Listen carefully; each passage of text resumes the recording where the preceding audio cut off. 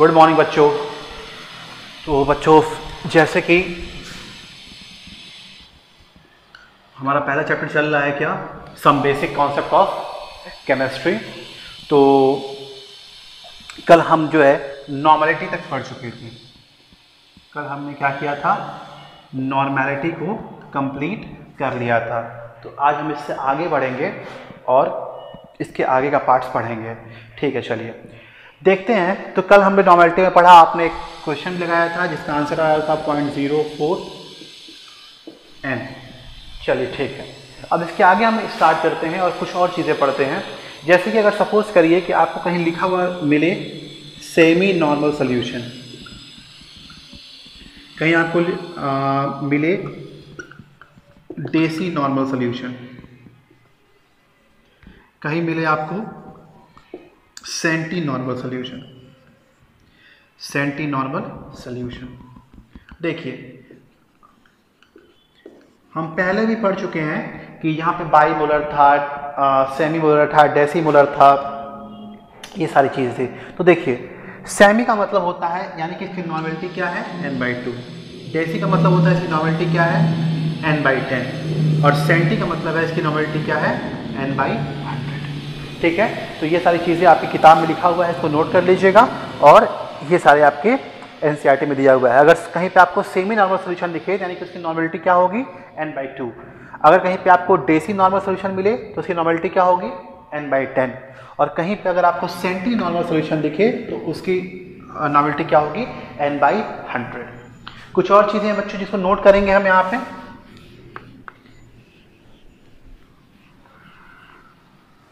Suppose करिए कि कहीं पर कभी कभी क्या करता है कि नॉर्मेलिटी और मोलैरिटी में एक रिलेशनशिप होती है। क्यों होती है समझिए। जैसे समझ, पहले नोट कर लेंगे इसको। नॉर्मेलिटी इज इक्वल टू होता है मोलैरिटी इंटू एक्स। एक्स मतलब वैलेंसी फैक्टर। क्या होता है, normality is equal to molarity into valency factor. इसको नोट कर लेंगे। ठीक है, इसको नोट करेंगे। क्या होता है, normality is equal to molarity into valency factor. देखिए सपोज करिए कि आपको नॉर्मेलिटी पता है और वैलेंसी फैक्टर पता है, तो आप मोलैरिटी निकाल सकते हैं। अगर आपको वैलेंसी फैक्टर पता है और नॉर्मेलिटी पता है तो आप मोलैरिटी निकाल सकते हैं। तो पहले इसको नोट कर लेंगे। चलिए यहाँ पे टॉपिक डालेंगे relationship between normality and molarity. Normality and molarity. Molarity है MOLARITY, मोलैरिटी। बच्चों ये कैसे आया मैं ये भी बता दूंगा आपको, लेकिन फिलहाल अभी चूंकि आप घर पे पढ़ रहे हैं तो अभी फिलहाल वही पढ़िए जो इंपॉर्टेंट है। मैं आपको ऑफलाइन क्लासेस में मैं बकायदे समझा भी दूंगा कि ये चीज़ आती कैसे है। चलिए ठीक है, एक क्वेश्चन लगाते हैं।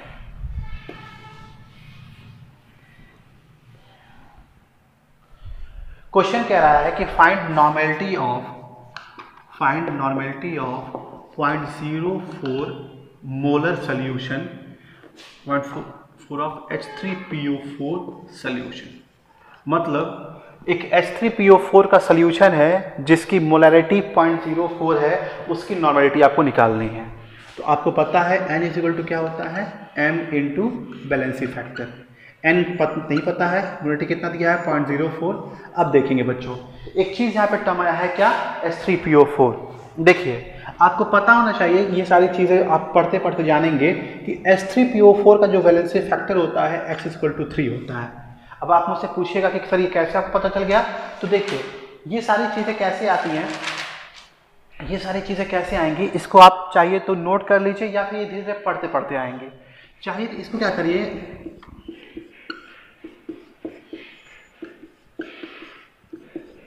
देखिए ये H3PO4 का स्ट्रक्चर है। अब H3PO4 के स्ट्रक्चर में क्या है, देखिए 3H यहाँ से निकल सकता है, डिसोसिएट हो सकता है। यानी कि मैंने क्या बताया था, H3PO4 क्या है, एसिड है। और मैंने आपको बताया था कि एसिड में वैलेंसी फैक्टर का मतलब क्या होता है, नंबर ऑफ H+ आयंस होते हैं। बेस में क्या होता है, नंबर ऑफ OH- आयंस होते हैं। और सॉल्ट में क्या होता है, नंबर ऑफ पॉजिटिव आयंस होते हैं। तो देखिए यहाँ पर आप देख सकते हैं कि यहाँ पर 3H यहाँ से डिसोसिएट हो सकता है, यानी कि 3H+, यानी कि इसकी वैलेंसी फैक्टर कितनी है 3, यानी कि इंटू 3, यानी कि क्या होगा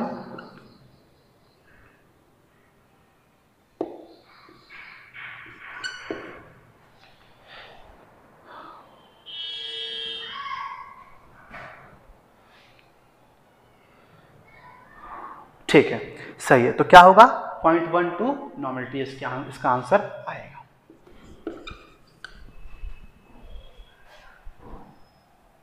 ठीक है बच्चों, तो ये एक न्यूमेरिकल था, इस पे बेस्ड था। चलिए अब देखेंगे बच्चों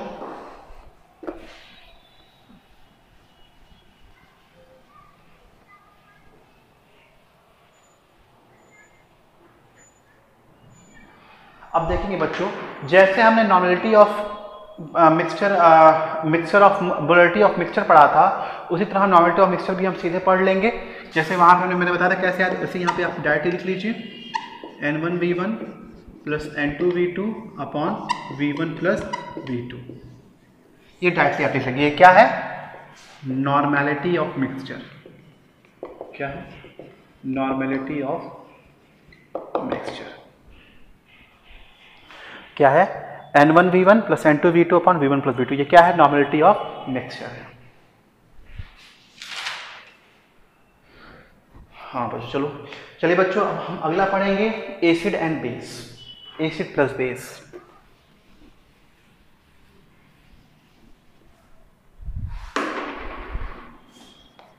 एसिड प्लस बेस, ये सब कॉन्सेप्ट है। आप ये मत सोचिएगा कि क्या पढ़ा रहे हैं या किधर जा रहे हैं, ये अभी कॉन्सेप्ट मैं आपको तैयार कर रहा हूँ कि जब आप अभी अगला चैप्टर पढ़ेंगे या जब अगला केमिस्ट्री में आगे जाएंगे तो आपको ये सारे कॉन्सेप्ट वहाँ पर काम आएगा।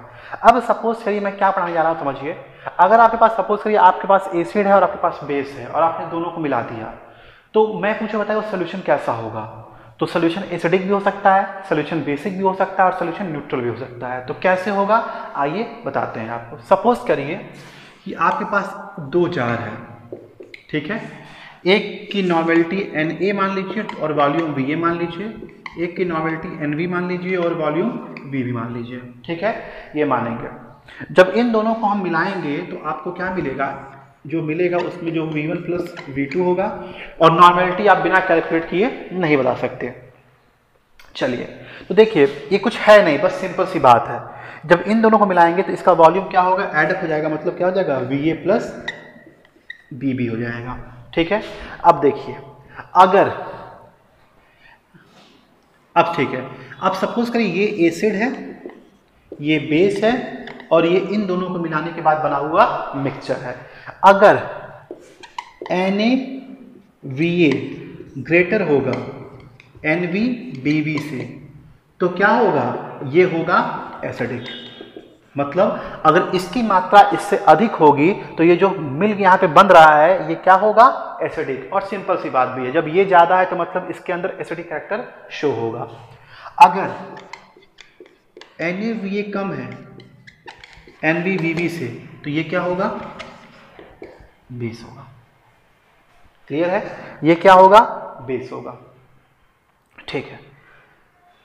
ये यहां तक बात क्लियर हो गई। चलिए ठीक है, अब ये दोनों से यहां तक बात क्लियर हो गई। अगर ये ज्यादा होगा तो ये एसिडिक बनेगा, ये ज्यादा होगा तो ये बेसिक बनेगा। अगर अब सपोज करिए कि अब सपोज करिए कि अगर ये दोनों बराबर हो जाए, तो अगर ये दोनों बराबर हो जाएगा, ये दोनों बराबर हो जाएगा तो रिजल्टेंट जो बनेगा वो क्या बनेगा, न्यूट्रल। ये बात क्लियर है। ये सारी चीजें अभी आपको इक्विलिब्रियम में या बहुत सारी जगह पे एक चीज काम आएंगे। तो ये सब सिंपल कॉन्सेप्ट है, इसको कर लेंगे। एक चीज और बच्चों,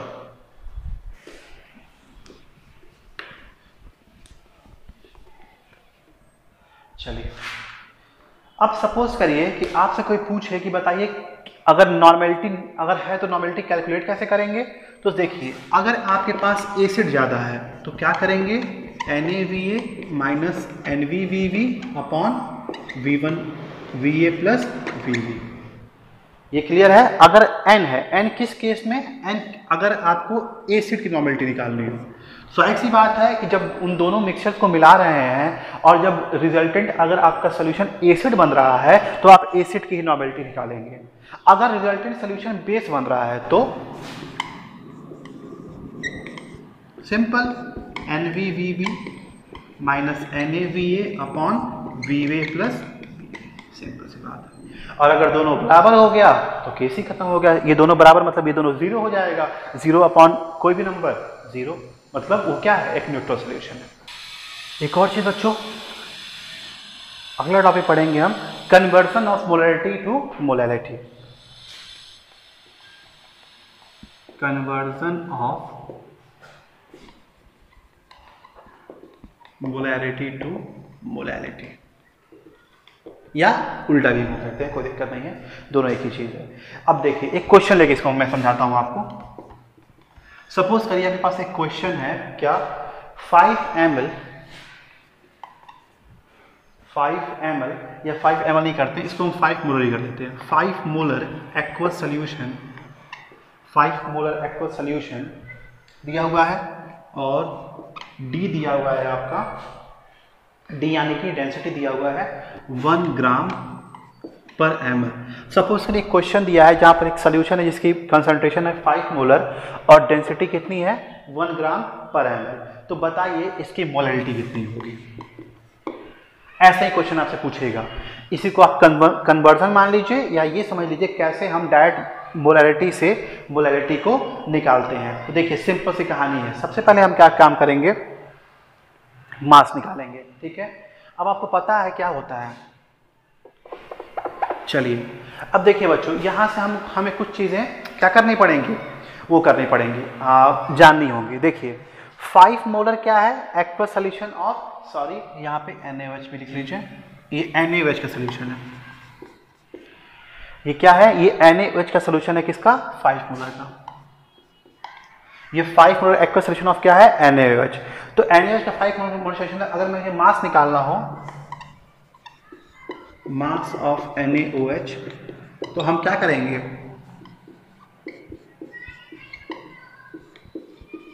देखिए बच्चों इसकी मोलैरिटी कितनी है 5 है। अब हमें अगर मास निकालना है तो अगर हम मोलैरिटी को डायरेक्ट उसके मॉलिक्यूलर वेट से क्या करें, अगर हम मल्टीप्लाई कर दे तो हमें क्या निकल जाएगा, मास ऑफ NaOH निकल जाएगा। फिर समझिए क्या मैं बोल रहा हूँ, मैं ये कह रहा हूँ कि अगर किसी सोल्यूशन का आपको मोलैरिटी पता है तो अगर आप उस मोलैरिटी को उसके मॉलिक्यूलर मास में मल्टीप्लाई कर देते हैं तो आपको उसका क्या निकल जाएगा, मास निकल जाएगा। ठीक है, यहाँ तक क्लियर है। चलिए अब मास इज इक्वल टू क्या होता है, डेंसिटी इंटू वॉल्यूम होता है। चलिए डेंसिटी वहाँ पे दी हुई है कितनी, 1, और वॉल्यूम कितना दिया हुआ है बताइए, क्या वॉल्यूम यहाँ पता है हमें, बताइए। चलिए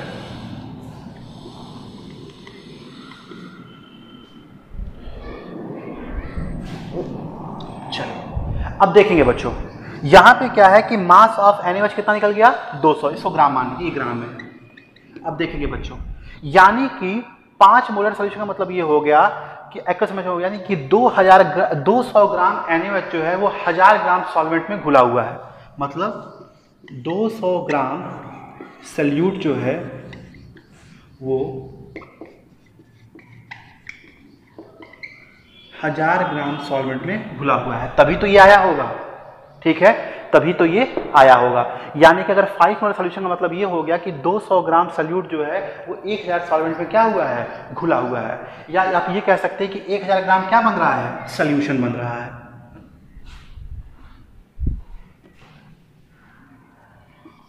सॉरी, सोल्यूशन, सॉल्वेंट नहीं, सोल्यूशन। यानी कि 200 ग्राम सल्यूट जो है वो 1000 ग्राम सोल्यूशन में को मिलकर क्या बना रहा है, 1000 ग्राम सोल्यूशन बना रहा है। तो अगर मैं पूछूं सॉल्वेंट कितना है, तो सॉल्वेंट क्या आएगा, 1000 माइनस 200 इज इक्वल टू 800 ग्राम। फिर समझेंगे, देखिए 5 मोलर एक्वस सोल्यूशन है, डेंसिटी कितनी दी है, इतनी, और आपको क्या निकालना है, मोलैलिटी। अगर आपको मास, सबसे पहले क्या निकालेंगे आप, कि आपके पास सल्यूट कितना है। तो देखिए सल्यूट कैसे निकलेगा, जितनी मोलैलिटी है उसको क्या करिए आप, उसको क्या करिए, इसके मॉलिक्यूलर वेट में मल्टीप्लाई कर दीजिए और क्या निकल जाएगा उसका, सल्यूट। यानी कि 5 मोलैरिटी का मतलब हो गया कि 200 ग्राम जो सल्यूट है वो 1000 ग्राम सोल्यूशन मतलब घुला हुआ है, और कितना बना रहा है, 1000 ग्राम सोल्यूशन बना रहा है। यानी कि सॉल्वेंट कितना हो गया, 800 ग्राम हो गया। अब आपको पता है मोलैलिटी क्या होता है, बताइए मोलैलिटी क्या होगा। मोलैलिटी होगा आपका number of moles of solute upon mass of solvent in kg यही होता है। Number of moles of solute कितना है? 5। यहाँ तक बात क्लियर है? सॉल्वेंट का वेट कितना है? 800/1000। यहाँ से क्या होगा आपका, ये ऊपर चला जाएगा,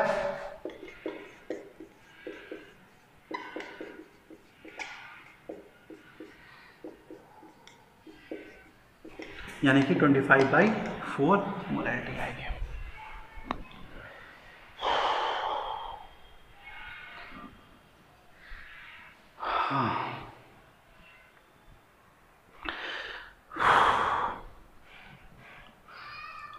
देखिए, एक क्वेश्चन था हमारे पास कि बताइए 5 मोलर एक्वस सॉल्यूशन है NaOH का जिसकी डेंसिटी है 1 ग्राम पर ml और मोलैरिटी उसकी निकालनी है। हमने क्या किया कि पहले मास ऑफ NaOH निकाल दिया। मास ऑफ NaOH क्या निकालेगा?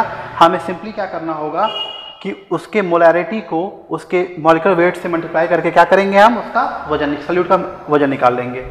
उसके बाद जो 200 ग्राम जो सॉल्यूट है, इसका अब 5 मोलैरिटी का मतलब हुआ कि जो 200 ग्राम सॉल्यूट है वो 1000 ग्राम सॉल्यूशन में घुला हुआ है, मतलब इसको घोलने के बाद जो मिला है वो क्या है?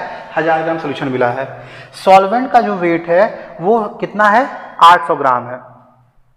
तो यहां पर इसका मतलब क्या हुआ? इसका मतलब ये हो गया कि M = और बच्चों एक चीज और यहां पर हम ध्यान देंगे, बहुत गर्मी है यार।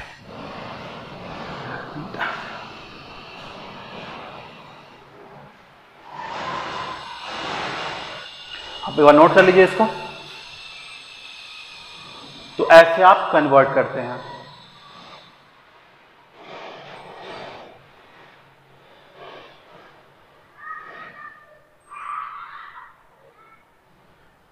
ठीक है, चलिए।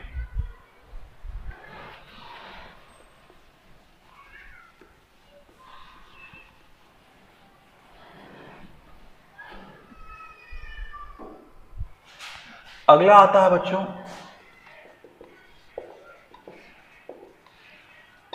Significant figures. अगला क्या पढ़ेंगे हम?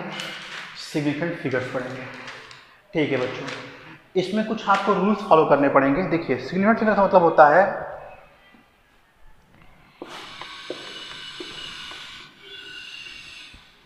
ऑल एक्यूरेट प्लस फर्स्ट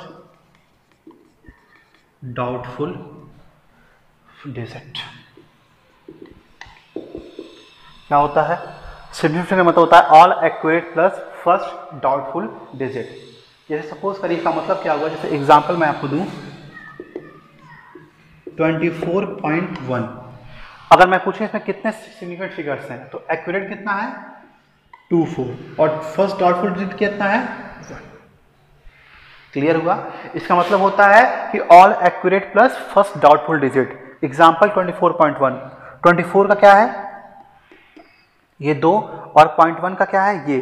तो इन दोनों को मिलाकर जो बनेगा उसी को क्या बोलेंगे हम? Significant figures. अब हम कुछ रूल्स को यहां पर लिखेंगे, इसको नोट कर लीजिएगा। अब आइए पहले हम रूल्स लिख लेते हैं।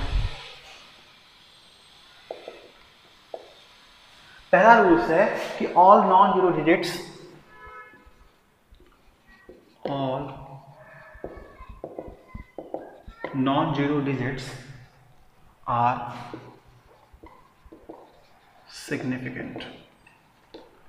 पहला रूल है all non zero digits are significant. इसका मतलब क्या हुआ? इसका मतलब ये हुआ, जैसे मैं एक एग्जांपल लिखूं 3.144, तो यहां पे कोई नॉन जीरो डिजिट दिख रहा है? नहीं, यानी कि इसमें कितने सिग्निफिकेंट फिगर्स हैं? 4। इसमें कितने सिग्निफिकेंट फिगर्स हो गए? 4। ये बात क्लियर है? चलिए नेक्स्ट आते हैं। चलिए, ऑल जीरोस बिटवीन, लिख लें,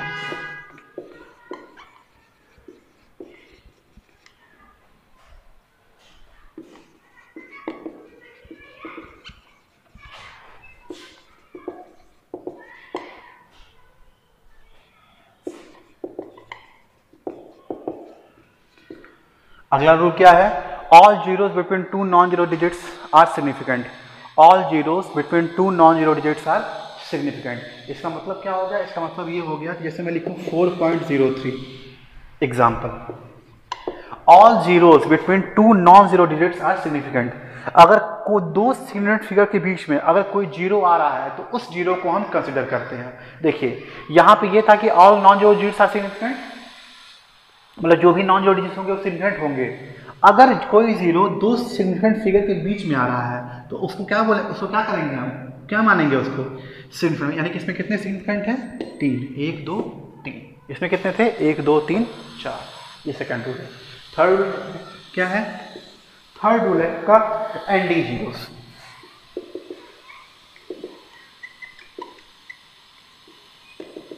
एंडिंग जीरो, एंडिंग जीरोस क्या कहता है, देखिए यहाँ पे चीज लगेगा, जैसे मैं ये करूँ, एक एग्जांपल मैं आपको डायरेक्ट समझाता हूँ मैं आपको। जैसे मैं लिखूँ 2.40, ठीक है। अगर देखिए अगर कोई भी जीरो डेसिमल वाली संख्या के जस्ट बाद में है तो उसको हम काउंट करेंगे। मतलब अगर कोई भी जीरो डेसिमल के बाद वाले संख्या की जस्ट बाद में है तो उसको हम काउंट करेंगे। जैसे कि इसमें कितने फिगर्स हो गए, 3। चलिए एक और एग्जांपल लेते हैं, एक और एग्जांपल लेते हैं क्या, 3.000। अब देखिए, अब यहां पे देखिए, यहां एक चीज और ध्यान रखिएगा, एंडिंग जीरो का मतलब होता है कि अगर डेसिमल के बाद वाले नंबर के जस्ट बाद में जीरो है, या और एक उसके साथ एक और कंडीशन होता है कि वो अंतिम में भी होना चाहिए। अगर कोई जीरो डेसिमल संख्या के जस्ट बाद में भी है और अंतिम में भी है, तो देखिए यहाँ पे डेसिमल की संख्या के बाद में भी है और अंतिम में भी है। यहाँ पे भी क्या है कि डेसिमल संख्या के बाद में है और क्या है, अंतिम में भी है। तो यहाँ पे भी कितने फिगर्स हो जाएंगे, 4। फिर समझिए, अगर कोई जीरो डेसिमल के बाद है और अंतिम में है तो उसको हम काउंट करेंगे। ये जीरो क्या है, डेसिमल के बाद है और क्या है, अंतिम में है, तो इसको भी काउंट करेंगे। तो यहाँ कितने फिगर्स हो गए, 4। अब जैसे एक और एग्जांपल लूँ मैं, जैसे एग्जांपल में लेता हूँ, जैसे यहाँ पे 420, तो यहाँ कितने सिग्निफिकेंट फिगर्स होंगे, 2। देखिए क्यों, क्योंकि ये जो जीरो है ये डेसिमल के बाद नहीं है, पहली चीज। तो चूंकि जब डेसिमल के बाद नहीं है तो ऐसे जीरो को हम काउंट नहीं करते हैं।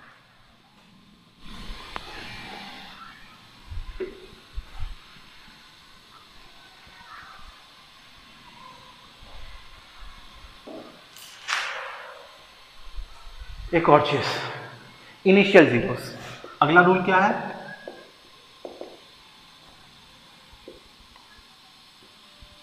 Initial zeros. जैसे एक एग्जांपल हो गया, मैं पूछ इसमें कितने सिग्निफिकेंट फिगर्स हैं, 2। क्यों, देखिए जो इनिशियल जीरो होते हैं उसको काउंट नहीं करते, लिख लीजिएगा। जो इनिशियल जीरो होते हैं वो इनसिग्निफिकेंट होते हैं। क्या होते हैं, इनसिग्निफिकेंट।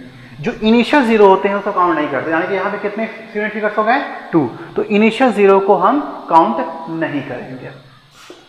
अगला है power of zero, power of 10। क्या है, पावर ऑफ 10। अब देखिए पावर ऑफ 10 को क्या करते हैं हम, इनसिग्निफिकेंट मानते हैं। पावर ऑफ 10 क्या है, इनसिग्निफिकेंट है। क्या मतलब हुआ, जैसे एग्जांपल मैं लूं 2.4 × 10⁶, ठीक है, और मैं पूछूं इसमें कितने सिग्निफिकेंट फिगर्स हैं, तो इसमें केवल 2 सिग्निफिकेंट फिगर्स हैं।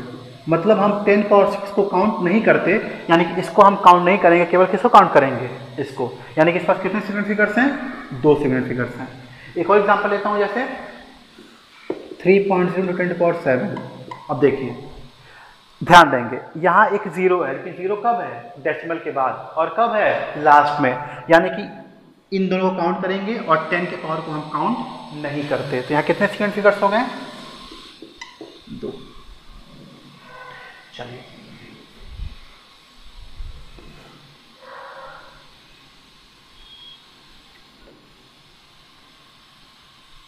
अगला है आपका प्योर नंबर या कांस्टेंट्स। प्योर नंबर या कांस्टेंट्स। देखिए जैसे कि अब हम एक कांस्टेंट को, जैसे मान लीजिए मैं बात करूं एवोगैड्रो नंबर की, एवोगैड्रो नंबर की, तो एवोगैड्रो नंबर इनसिग्निफिकेंट होता है। क्यों, क्योंकि एवोगैड्रो नंबर कांस्टेंट है। एवोगैड्रो नंबर किसी के, मैं बता चुका हूं कि किसी 1 मोल ऑफ एनीथिंग मतलब 6.023 × 10⁻⁻⁰, इसको आप हम बोलते हैं क्या, एवोगैड्रो नंबर। तो एवोगैड्रो नंबर क्या है, इनसिग्निफिकेंट है, इसको काउंट हम नहीं करेंगे। जैसे रिफ्रैक्टिव इंडेक्स हो गया, क्या हो गया, चलिए ठीक है, हाँ जैसे देखिए, जैसे स्पीड ऑफ लाइट हो गया आपका, जो है क्या आते हैं, रिफ्रैक्टिव इंडेक्स हो गया, स्पीड ऑफ लाइट हो गया, और एवोगैड्रो नंबर हो गया, तो ये सब इनफाइनाइट क्या है, सिग्निफिकेंट नंबर है। मतलब इसको हम क्या करते हैं, ये सब इनफाइनाइट इनसिग्निफिकेंट नंबर है, मतलब इसको हम कंसिडर ही नहीं करेंगे। चलिए अब देखिए, जैसे सपोज करिए कि कोई भी कांस्टेंट नंबर अगर आपको पता है तो उसको हम बोलेंगे वो इनफाइनाइट सिग्निफिकेंट नंबर है। जैसे मैं बोलूँ 6 बनानास, मैं बोलूँ 6 बनानास, तो 6 बनानास क्या है, एक तरह से इनसिग्निफिकेंट नंबर है। मतलब ये क्या है, ये नोन है, ये कांस्टेंट है और ये क्या है, नोन है, तो इसको क्या बोलेंगे हम, ये क्या है, infinite insignificant number, infinite significant number. चलिए ठीक है, इसको चाहे तो छोड़ भी सकते हैं। इतना जानिए कि प्योर नंबर या कोई भी कांस्टेंट नंबर जो कांस्टेंट होता है वो क्या है, इनफाइनाइट सिग्निफिकेंट फिगर है। चलिए अब जैसे मैं एक एग्जांपल दूं आपको, जैसे कि 0.020, तो देखिए एग्जांपल है ये, इसमें कितने सिग्निफिकेंट फिगर्स हैं, इनिशियल जीरो को हम काउंट नहीं करते, डेसिमल के बाद के जीरो को काउंट करते हैं, लेकिन वो एक कंडीशन है कि वो लास्ट में होना चाहिए। तो देखिए ये क्या है, लास्ट में, यानी कितने फिगर, 2। फिर समझेंगे, इनिशियल जीरो को हम काउंट नहीं करते, उस जीरो काउंट करते हैं जो डेसिमल के बाद होता है और लास्ट में आता है। तो कितना सिग्निफिकेंट फिगर्स हैं, 2। एक और एग्जांपल लेते हैं, 2.341, ये नंबर, ये क्या हो गया, 4, क्योंकि कि इसमें सारे नॉन जीरो हैं और सबको हम कंसिडर करेंगे। तो 1 2 3 4 नंबर्स। अगला देखते हैं क्या है, अगला सपोज करिए क्या है, 2.10 × 10⁻6। तो देखिए 10⁻6 को काउंट ही नहीं करते, उस जीरो को काउंट करते जो डेसिमल के बाद आया है, और 2.1, यानी कि यहाँ पे कितने नंबर्स हैं, 3।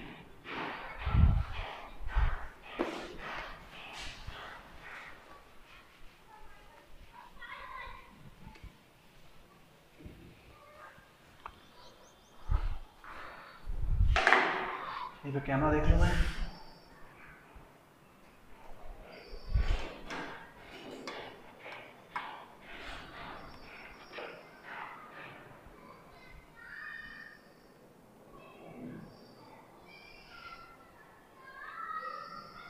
चलिए कैमरा काम कर रहा है। चलिए बच्चों, अगला हम क्वेश्चन पढ़ेंगे राउंडिंग ऑफ। अगला टॉपिक क्या है,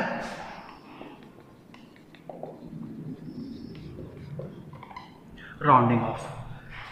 राउंड ऑफ का मतलब ये होता है कि सपोज करिए कि मैं बोलूं कि राउंड ऑफ 2.43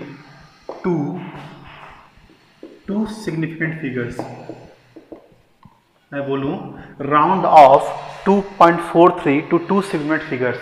इसका मतलब क्या है, इसका मतलब यह है कि आपको इसको राउंड ऑफ करना है कहां तक, 2 सिग्निफिकेंट फिगर्स तक। तो 2 सिग्निफिकेंट फिगर्स क्या होंगे, 2.4। सिंपल सी बात है। चलिए मैं बोलूं आपसे कि round off 2.26, round off 2.26 to 2 significant figures, तो क्या लिखेंगे आप, 2.3। अब देखिए बच्चों फर्क क्या है दोनों में। यहां पे मैंने 2.43 में से क्या किया, 2 को करना था तो मैंने क्या किया, इस 3 को हटा दिया और 4 लिख दिया। लेकिन यहां पे मैंने क्या किया है कि 2.6 को 2 तक करना है तो मैंने इस 6 को हटा के 2 नहीं लिखा है, मैंने 2.3 कर दिया है। ठीक है, इसका मतलब क्या है, इसका मतलब बच्चों हम ये समझेंगे कि अगर ये फिगर 5 से अधिक है तो 5 से कम है तो जो इधर वाला होता है वही लिख देते हैं, और अगर ये नंबर 5 से अधिक है तो इस वाले में 1 ऐड कर देते हैं। फिर से, अगर ये संख्या 5 से कम है तो हम जो यहां पर है उसी को लिख देते हैं। राउंड ऑफ करने, अगर 2 नंबर्स तक राउंड ऑफ करना हो तो, और अगर आपको यहां पर, अगर यहां पे लिखी हुई संख्या 5 से अधिक है तो इसमें 1 ऐड लिखते हैं। ये बात क्लियर है। चलिए अब इसके कुछ और नियम पढ़ लेते हैं।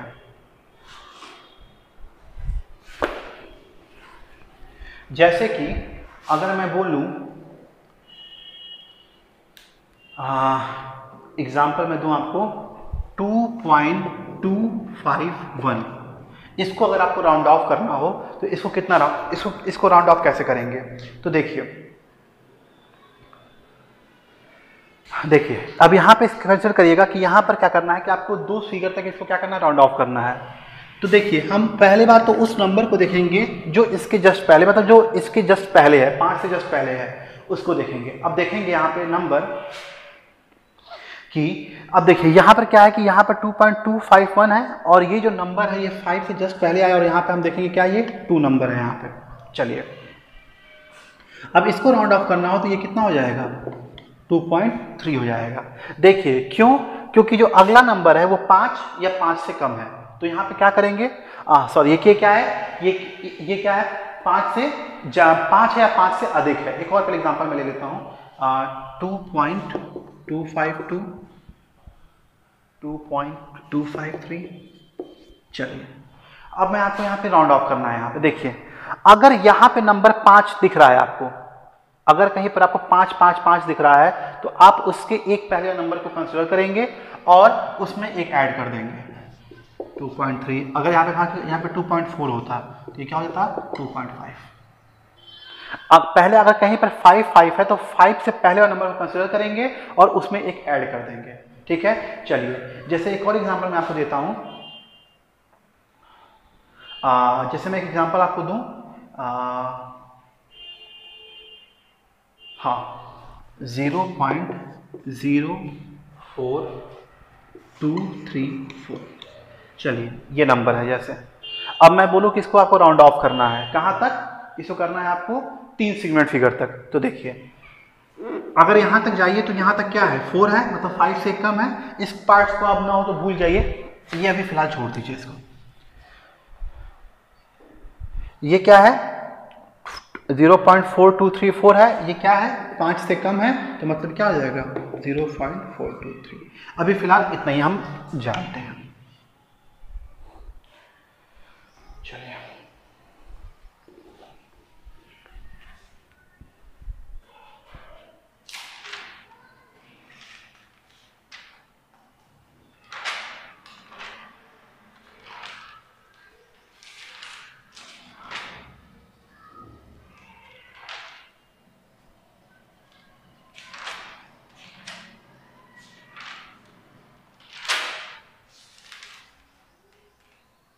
चलिए बच्चों एक क्वेश्चन लगाएंगे। आज पहले कुछ रिवीजन कर लें। चलिए एक क्वेश्चन है, a solution of nitric acid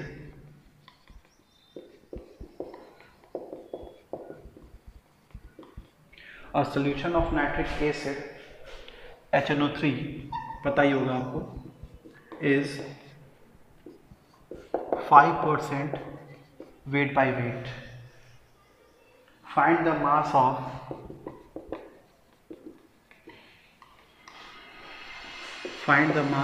HNO3. Find the mass of HNO3 present in 100 ml solution. Present in 100 ml solution. Density of solution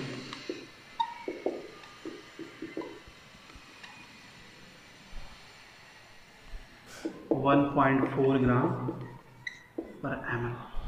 ये क्वेश्चन है बच्चों, इसको सॉल्व करना है। एक बार ट्राई करिए अपने मन से, फिर इसको हम लगाते हैं।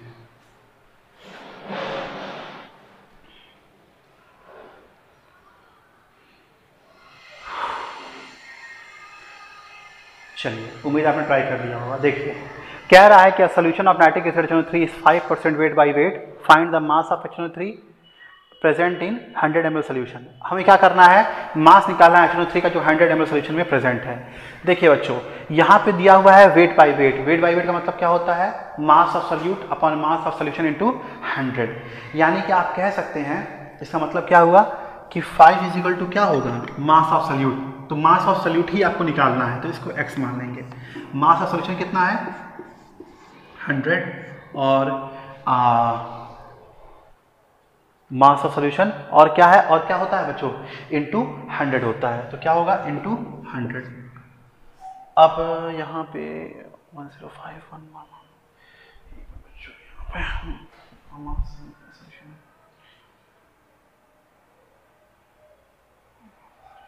100, हाँ ठीक है। अब देखेंगे बच्चों एक चीज़ यहाँ पे ध्यान देंगे, मास ऑफ क्या है, यहाँ पे मास ऑफ सोल्यूशन दिया नहीं है, प्रेजेंट इन 100 ml सोल्यूशन। हाँ बच्चों अब देखिए यहाँ दिक्कत क्या है कि यहाँ पर क्या होता है कि mass of solute upon mass of solution into 100, लेकिन यहाँ पे जो सोल्यूशन का जो मास दिया है वो एम में दिया है, मतलब यहाँ वॉल्यूम दिया है, मास नहीं दिया है। तो यहाँ क्या दिया है, वॉल्यूम। वॉल्यूम कितना है 100 ml, डेंसिटी कितनी है 1.4 ग्राम पर ml, तो मास कितना होगा, density is equal to mass upon volume होता है, तो मतलब क्या होगा 100 इंटू 1.4 इंटू 140 ग्राम, यानी कि मास ऑफ सोल्यूशन कितना है 140, और यहाँ से जो आपका आंसर आएगा वही आपका क्या होगा, आंसर होगा। ये नंबर आपका आएगा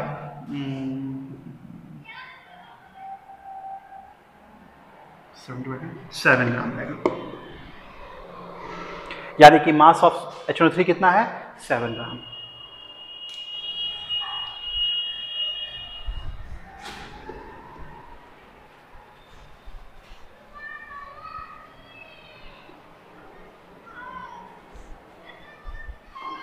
एक और क्वेश्चन लगाएंगे बच्चों, क्वेश्चन लगाएंगे हम 10 gram of NaCl,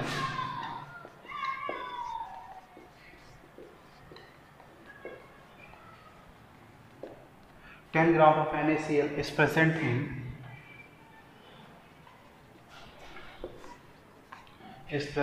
100 ml of solution,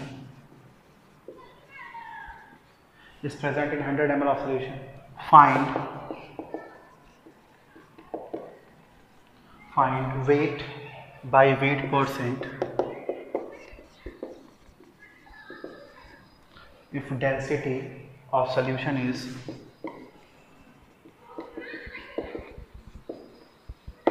per ml। Question लगाना है बच्चों कि 10 gram of NaCl present in 100 ml solution, find weight by weight percent if density of solution is 1.2 ग्राम। तो देखिए बच्चों सेम कहानी इसमें है कि पहले देखिए जैसे ही वेट बाय वेट दे तो आपको पता है कि आपका सोल्यूट भी ग्राम में होगा और सोल्यूशन भी ग्राम में होगा, लेकिन सोल्यूशन कितना दिया हुआ है यहाँ पे 100 ml। तो पहले क्या निकालेंगे, मास ऑफ सोल्यूशन क्या होगा, डेंसिटी इंटू वॉल्यूम, डेंसिटी कितना है 1.2, वॉल्यूम कितना है 100, तो कितना हो जाएगा ये 120।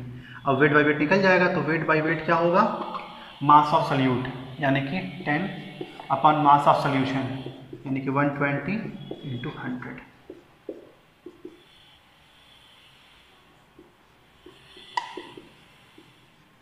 यानी कि 25/3%।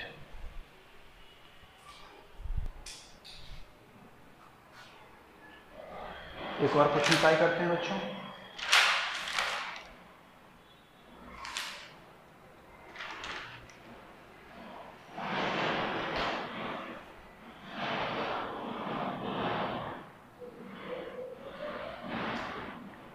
हाँ एक और क्वेश्चन ट्राई करते हैं।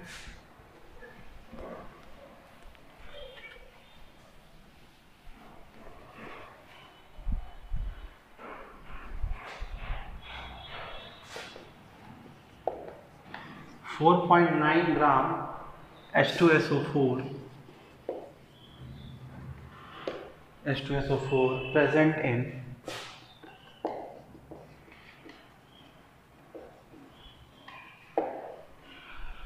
4.9 ग्राम H2SO4 present in 500 centimetre cube solution.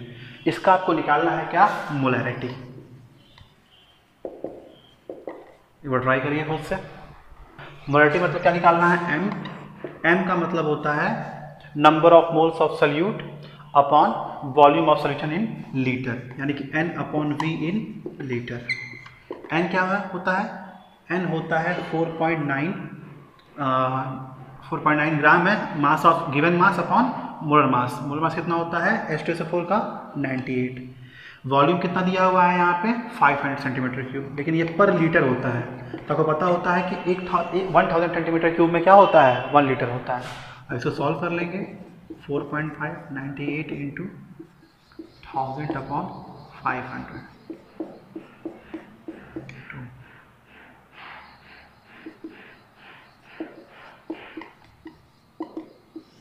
0.1 molar. क्या होगा 0.1 मोलर।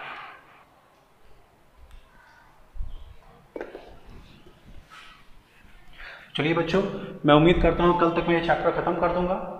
कुछ चीज़ें हैं और कुछ क्वेश्चंस आप ट्राई करते रहिए घर पे अपने।